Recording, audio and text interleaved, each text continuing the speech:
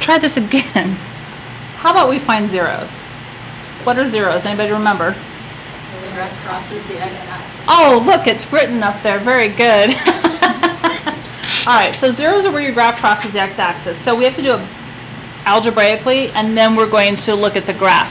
So I prefer teaching you looking at the graph first, and then we're going to do it algebraically, because I want you to understand what you're doing with your algebra.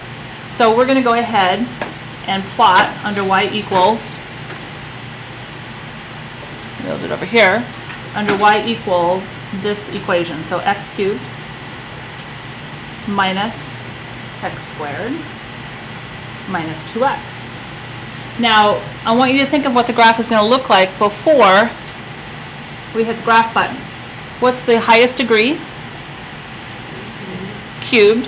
What do cubes look like? Do they look like the end behavior both in the same direction or opposite directions? Opposite.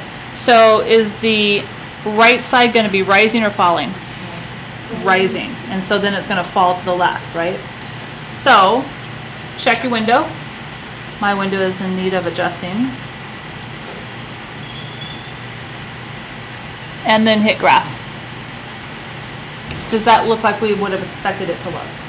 Okay, so here's the important points that you need to get on your graph. You need to get the relative maximum, the relative minimum, and any x and y intercepts. So an x-intercept would be considered a 0, right? So we're going to find those. We can use our calculator, but let's do this first. So we're going to sketch it.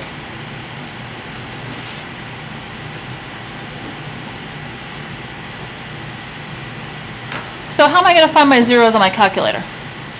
Table. Nope. Go to your calc menu. Go to second calc. And don't you see 0 there for number 2? So hit 2. Bless you.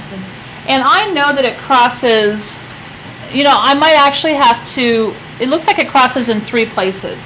Since it has a degree of 3, x cubed, that means it has at most 3 places that it could cross. So I'm going to do something before I actually calculate.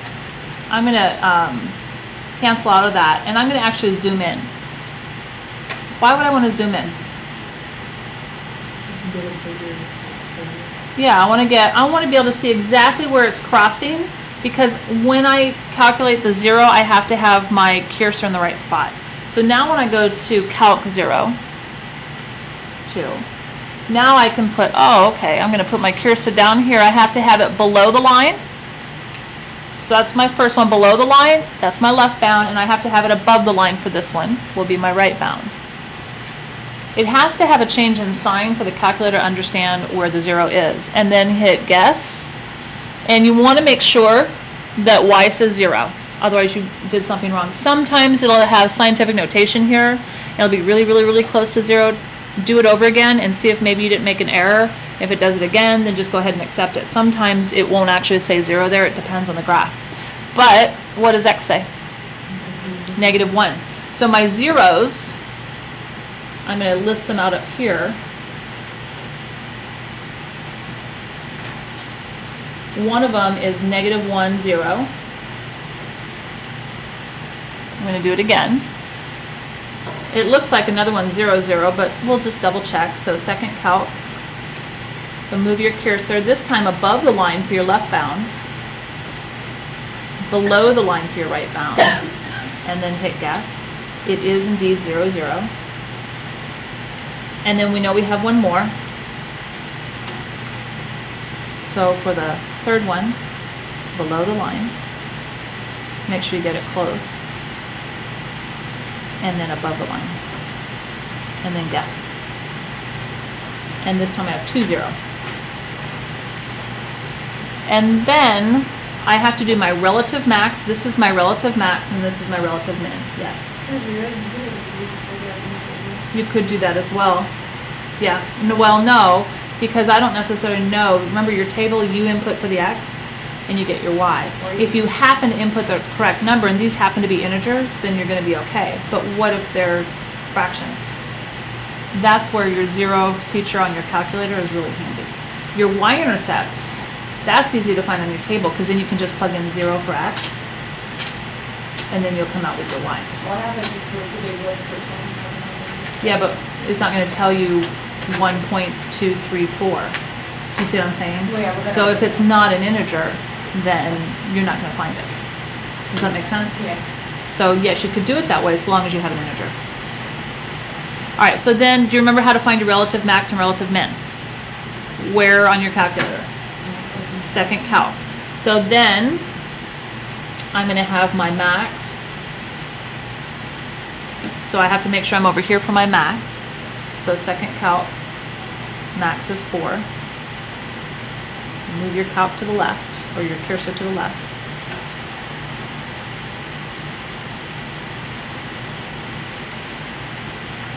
Then move it to the right.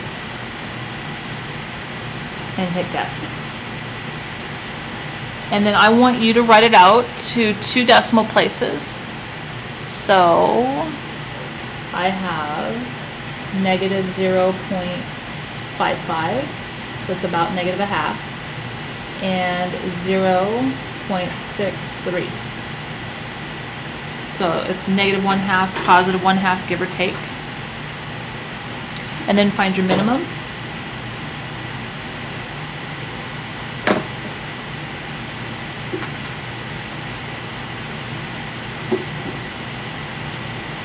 Noel, we're continuing the notes from Tuesday.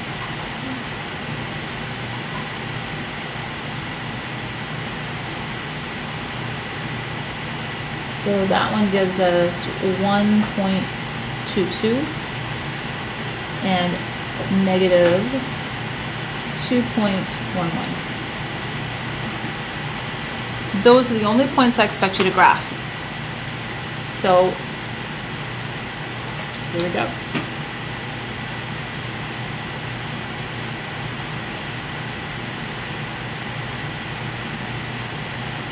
Make sure you label your hash marks, at least every other one.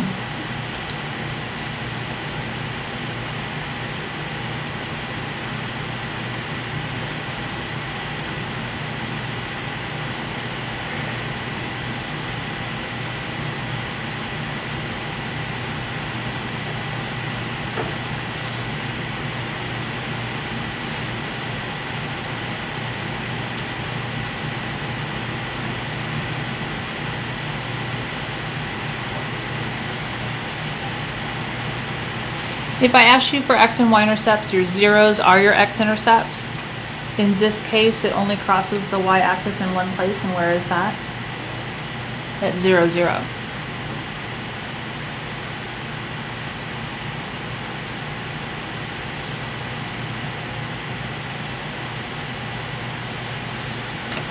So now we're going to do it algebraically. Now we know how many zeros we should be finding, right? How many should we be getting? How many answers? 3. So algebraically, we need to start factoring something. And if I'm finding zeros, what does f of x equal? 0. So I'm going to rewrite this as 0 equals x cubed minus x squared minus 2x. What's the very first thing I should do when factoring? Factor out an x. In this case, it has a greatest common factor. So I have 0 is equal to x times, that leaves us with x squared, here minus an x, and here just minus a 2. Then this trinomial should factor into 2 binomials. What factors of 1 times negative 2, which is negative 2, will give us the middle term of negative 1? What factors of 2 will give us negative 1? Yeah, so I have a 2 and a 1. We have to subtract because that's negative. And you're right, if I want a negative here, that better be negative, and that's positive. Because there's no coefficient from the squared term, I don't have to do group and garbage. So I can just do x, and then throw these in the parentheses. Minus 2 and plus 1. And then how do you find your zeros? Set them all equal to 0. So this one becomes x equals 0. It's solved, right? This one is x minus 2 equals 0.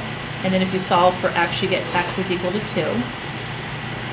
And then this is x plus 1 equals 0. And if you solve, you get x is equal to negative 1. I, of course, would want you to write those as ordered pairs. So this becomes 0, 0. This one becomes 2, 0. And this one becomes negative 1, 0.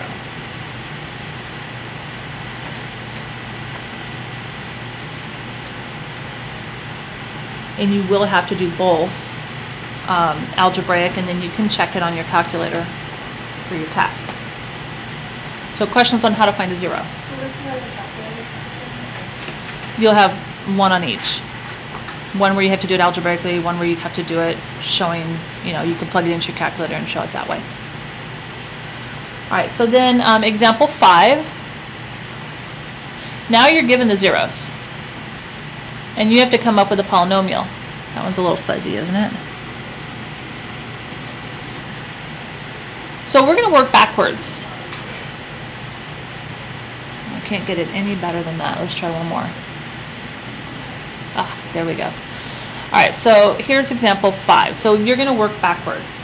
If these are my zeros, and I have 4 of them, what's going to be my highest degree? At least x to the 4th, right? Because some of these could be doubles, but we're going to assume that they're not. So write out that, oh, we must have had an x equals a negative 2. We must have had an x equals a negative 1, x equals a 1, and x equals a 2. Right? Wouldn't that be what we would have ended with? And so based upon what we just did above here, to go from here to here, don't we want to get 0 on one side? All right, so we're going to set each one of these to where we have 0 on one side. So wouldn't I add 2 to both sides here and get x plus 2 equals 0? Wouldn't I add 1 to both sides here? X plus 1 is equal to 0. I'm going to put little semicolons in the middle here, just for the moment. And then here, wouldn't I subtract 1 from both sides? So I would get x minus 1 equals 0. And then here I would subtract 2. So x minus 2 equals 0. Now what would I do with those? What did we do above? Go backwards. They were our binomials that we had gotten from factoring, right? So that must mean that I must have had x plus 2 times x plus 1 times x minus 1 times x minus 2 equals 0, right? Now if I were you, I would multiply 2 at a time. So multiply those 2 together, and then multiply those 2 together, and then we'll have to do a third multiplication. So FOIL.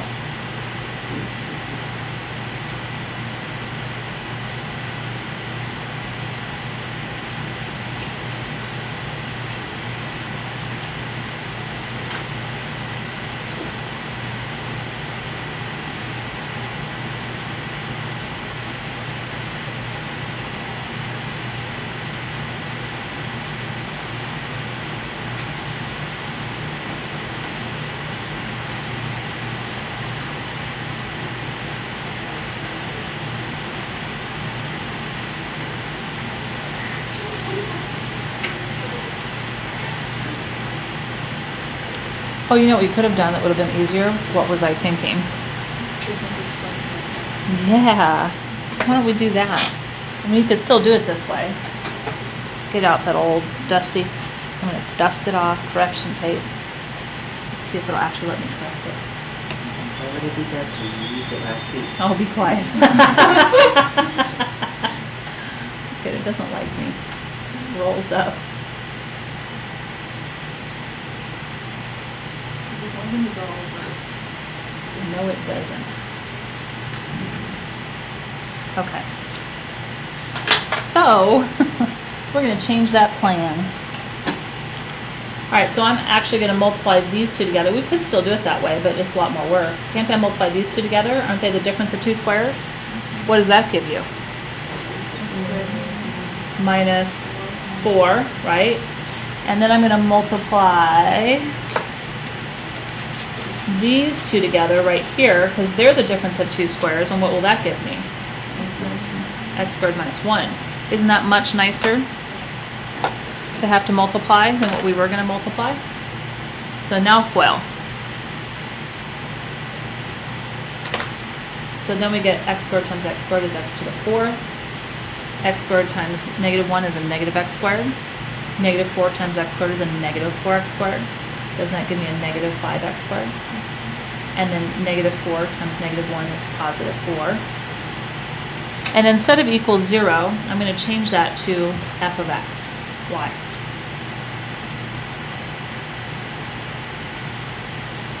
What do they want us to find? The function, right?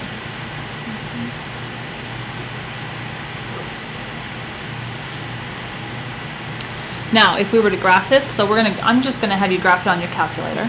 So I'm gonna pull this out. We're gonna put that into y equals. And we're gonna check to make sure that it does cross at those zeros where we thought it should.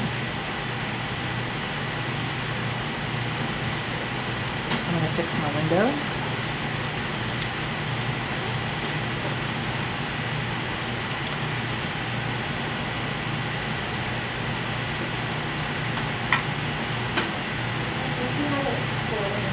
Oh, did I make a boo-boo? Oh, yeah, oops. How about x to the 4th? Oh, for Pete's sake.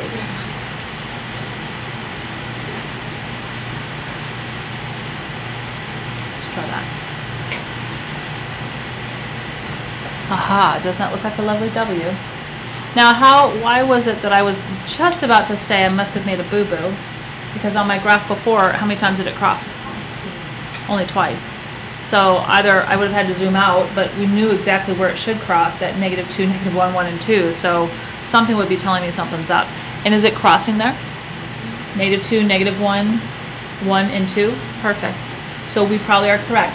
It is to the 4th power. Does this look like an even function behavior? My leading coefficient is positive 1. So that means it's going up. Perfect. Easy way to check. All right, so then let's look at B. The only difficult thing about B is what? The fraction. And this is telling me that we have a double root. So what should be my highest degree term? To the 3rd. So we're going to start off with x equaling negative 1/2, x equaling 3, and x equaling 3.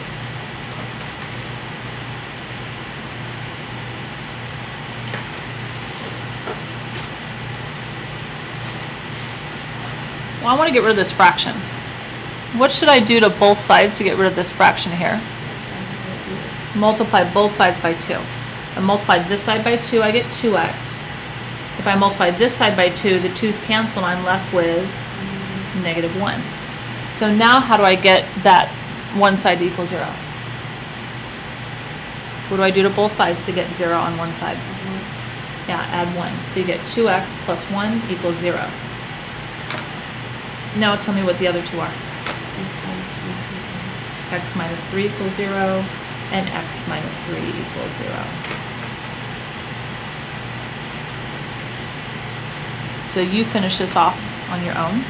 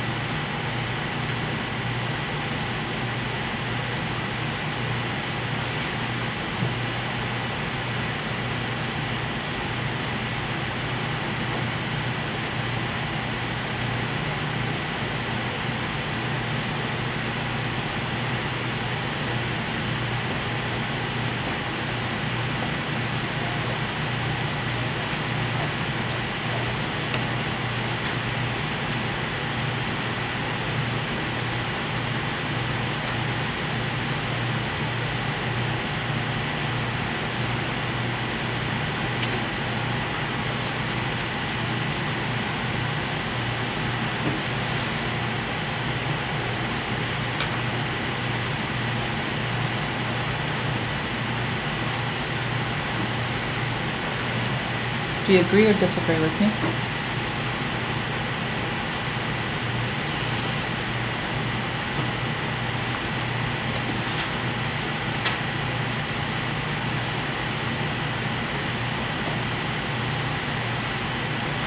How can I tell if I'm right? Graph it.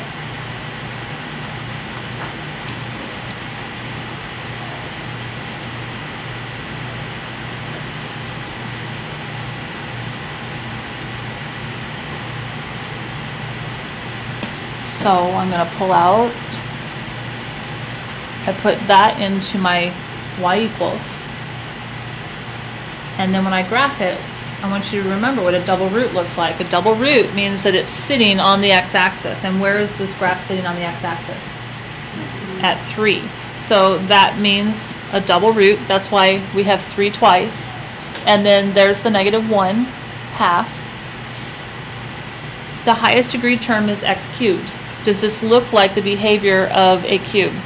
An odd function. Yeah, and our leading coefficient is what? +2. So it should, the right side should be rising, the left side should be falling. Looks good to me. All right, last thing.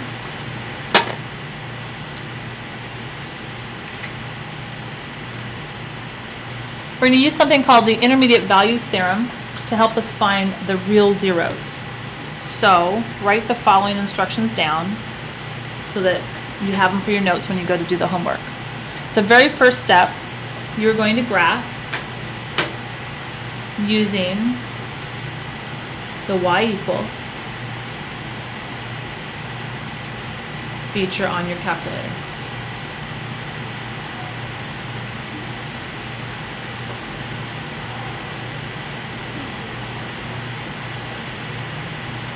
So 2, so let's go ahead and graph it and just look at to see what the graph looks like.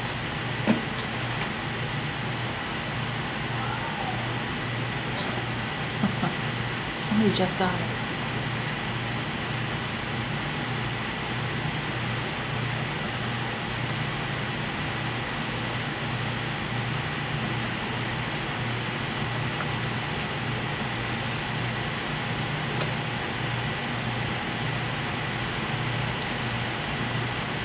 So here's what the graph looks like, right? On a standard viewing window. So let's just go ahead and sketch that. Now you could zoom in if you wanted to, and we will here in a minute, but let's sketch what that looks like. So here's your standard viewing window.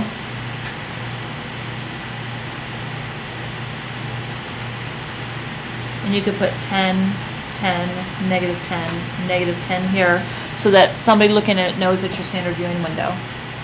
And then you can estimate where it's crossing. If you need to estimate, if I were you, I'd be zooming in.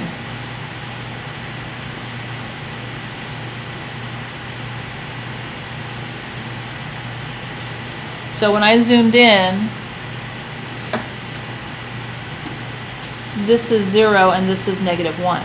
So it's crossing like about at -1/3, isn't it? Okay, so I'm going to put a dot here. And then its second crossing is about +1/2, isn't it? Right about here. I'm going to put another dot over here.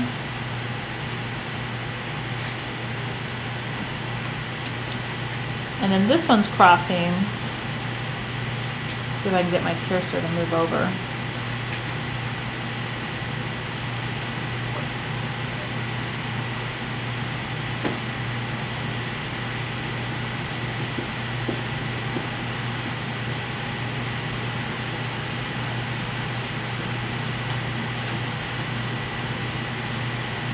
So where does that one appear to be crossing?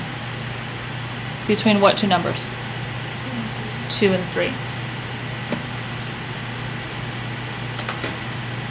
So right here. And it's a cubic, right? The leading coefficient right there is positive. So shouldn't the right-hand behavior be rising? And the left-hand behavior be falling? And it appears to be crossing the y-axis where?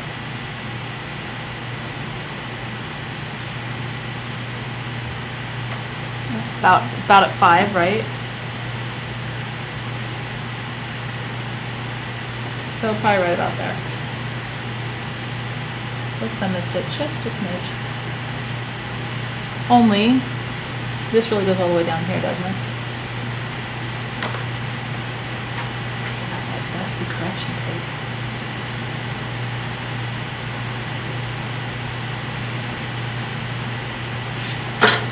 So in my viewing window, that's what it looks like, right? That's close enough for government work.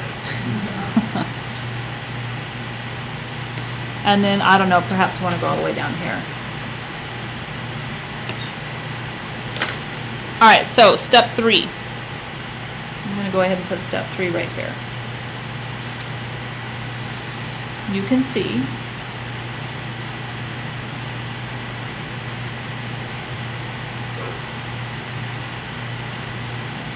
see that the graph crosses.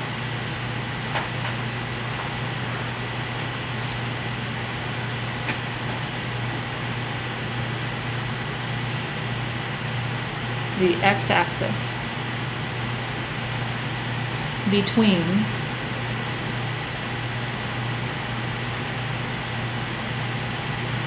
zero, well, I'm going to do -1 and 0, right? So here between -1 and 0, 0 and 1, and 2 and 3.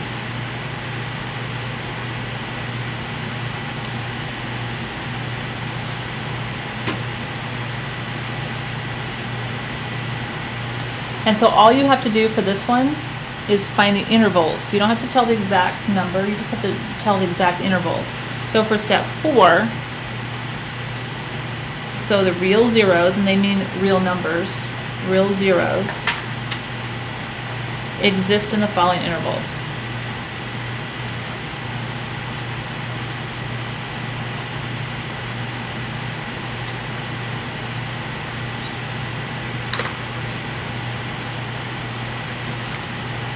So if I were to write the interval from -1 to 0 in interval notation, and we don't want to include -1 or 0, doesn't it look like an ordered pair, -1, 0?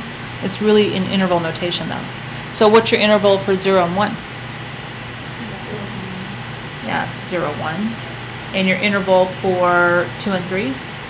2 and 3. So we don't have brackets on those because we don't want to include those numbers. We know it doesn't include those numbers. That's it. Piece of cake, right? Yeah.